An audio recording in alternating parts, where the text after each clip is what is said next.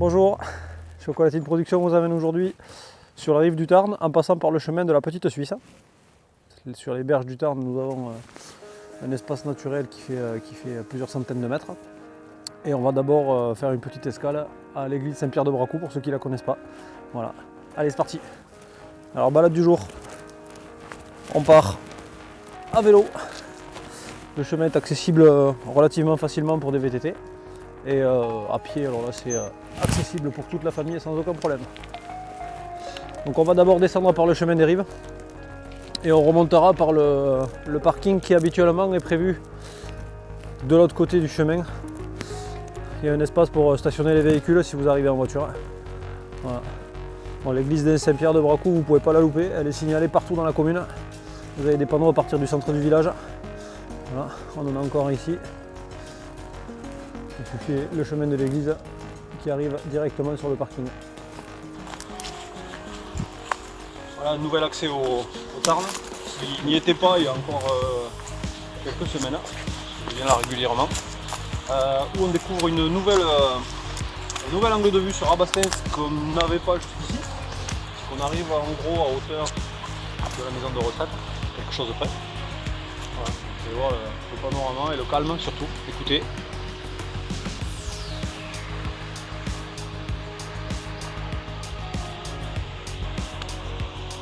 Voilà, silence absolu alors qu'on est vraiment à 2 pas du bout.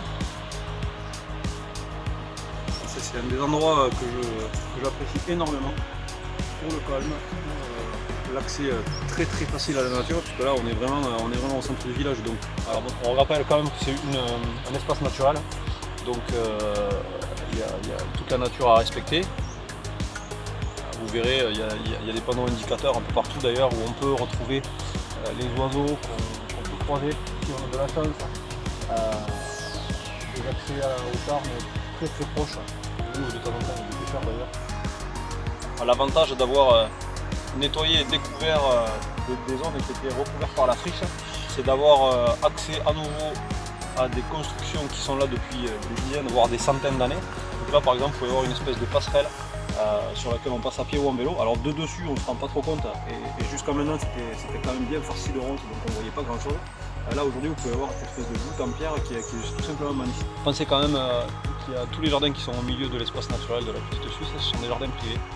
Donc un grand respect, ce sont des propriétés privées, donc vous avez des chemins d'accès qui contournent ces jardins là, vous êtes prié quand même de les respecter. Donc le sentier haut qui passe donc le chemin de la Petite Suisse réellement, qui est empiré, qui passe au-dessus des jardins. Les parcelles de jardin, vous voyez, ça fait bien des couloirs distincts. Donc, les jardins sont des propriétés privées. Donc, si vous venez dans le coin et vous baladez, respectez-les au maximum.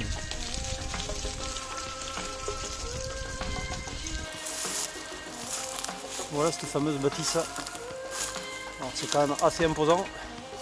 Alors, on ne voit pas bien là sans avoir quelqu'un à côté à l'échelle, mais hop.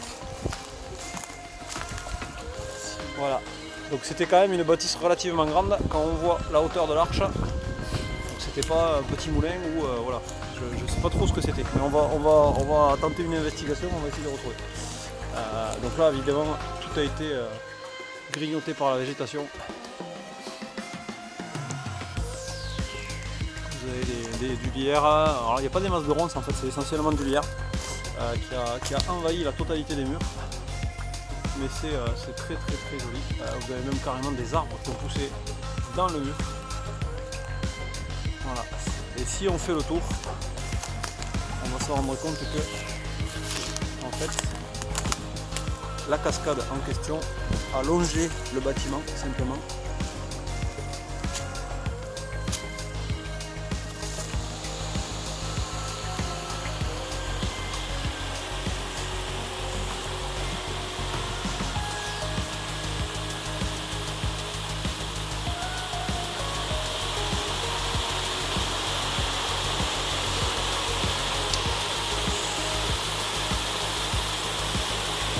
Voilà ce que peut vous réserver comme surprise la visite à la Petite Suisse. Alors, je rappelle que c'est quand même un spectacle relativement éphémère. C'est l'eau de pluie qui est tombée sur les hauteurs du village et qui dégringole là. Mais ça permet d'avoir vraiment des images juste magnifiques. Ah, c'est vraiment splendide. Vraiment. Très joliment.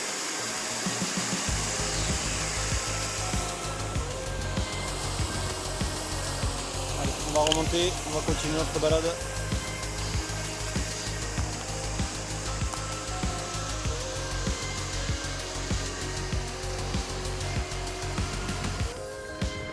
Voilà, nous voilà au bout du chemin de la petite Suisse. Alors c'est le terminus pour moi, mais c'est le point de départ quand vous arrivez en voiture. Donc vous avez le parking derrière moi. Pour nous c'est fini pour aujourd'hui. La suite au prochain épisode, on fera encore découvrir un autre coin sympa de notre village. Voilà. Bye bye et bon week-end à tous. Salut, salut.